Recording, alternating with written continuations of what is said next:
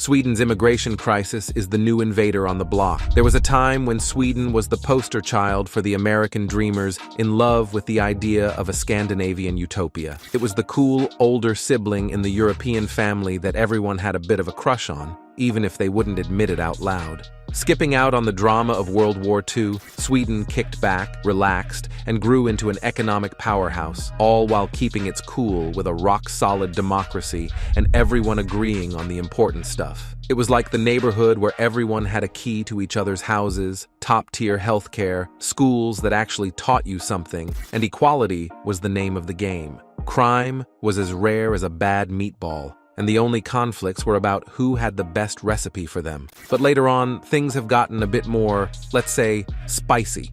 While the industrial machine is still chugging along nicely, some of the shiny parts of this Nordic star have started to look a little different. Present-day Sweden finds itself in a grim spotlight. It now holds the highest rate of gangland killings in Europe.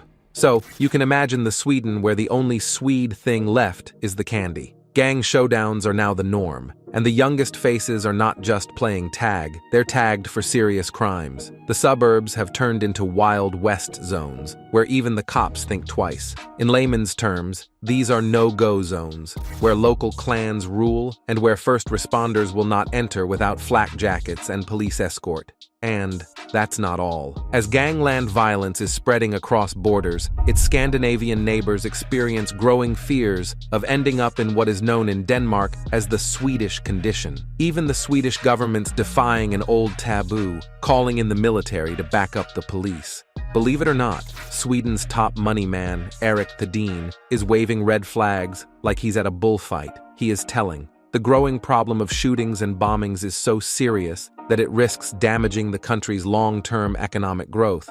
Well, when a guy who usually talks in dollars and cents starts sounding the alarm, you know it's time to sit up and listen. The chaos isn't just limited to the streets, it's seeping into Sweden's economy and education system too.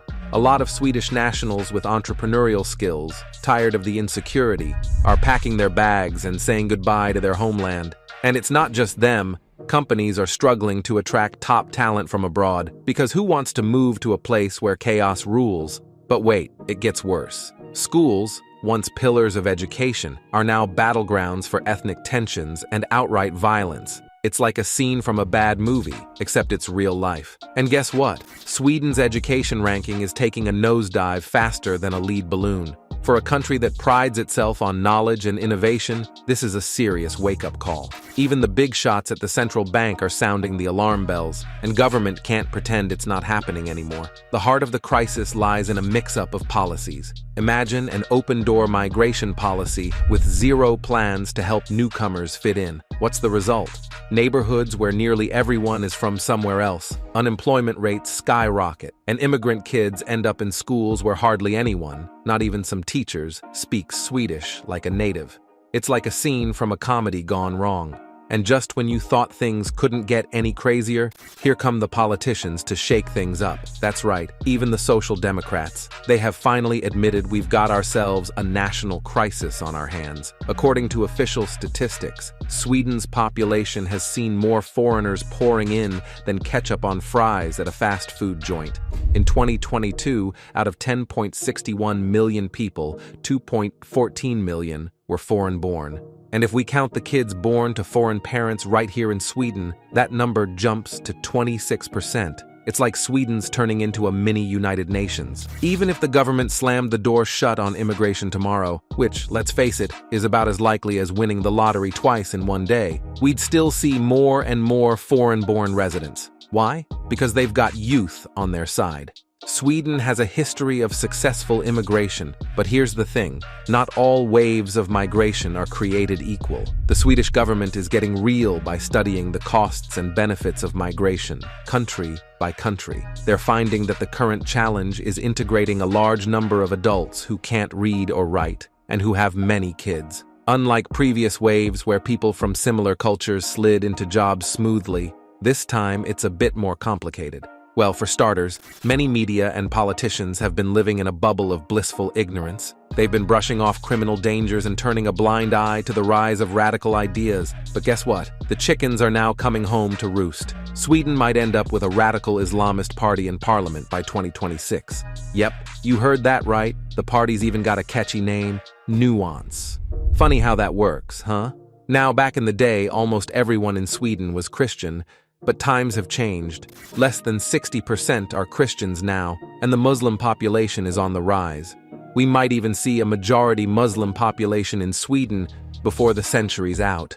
But here's the real surprise. Some people want to shake things up even more. They're talking about having different sets of rules for different groups, like Sharia law for Muslims. Crazy, right? Now pay attention to this. The new non-socialist coalition government, which took charge after the September 2022 election, is on a mission to tackle the crisis head-on. Justice Minister Gunnar Strömmer is all about making a systemic change, shifting the focus from rehabilitating offenders to supporting victims. Taking a page from Denmark's playbook, they're rolling out tougher measures. Think longer sentences for serious crimes, double trouble for gang members, and special slammer for young troublemakers.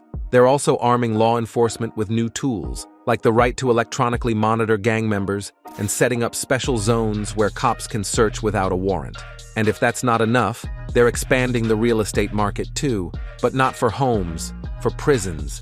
They're even thinking about renting space abroad. Now that's what I call thinking outside the cell, but will it be enough to turn the tide? Time will tell.